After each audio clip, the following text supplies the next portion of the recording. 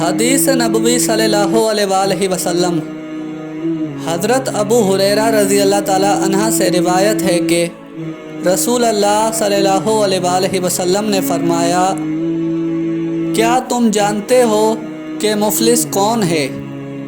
صحابہ نے عرض کیا، ہمارے نزدیک مفلس وہ ہے جس کے پاس نہ مال ہو نہ دولت۔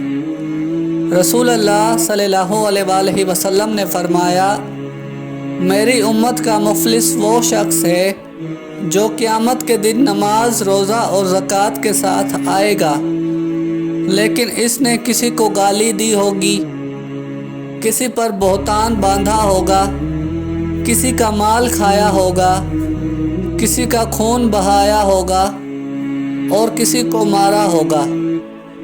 پس ان مظلوموں کو اس کی نیکیاں دے دی جائیں گی، پھر اگر اس کی نیکیاں ختم ہو گئیں اور مظلوموں کے حقوق باقی رہ گئے تو ان مظلوموں کے گناہ اس پر ڈال دیے جائیں گے اور پھر اسے جہنم میں ڈال دیا جائے گا۔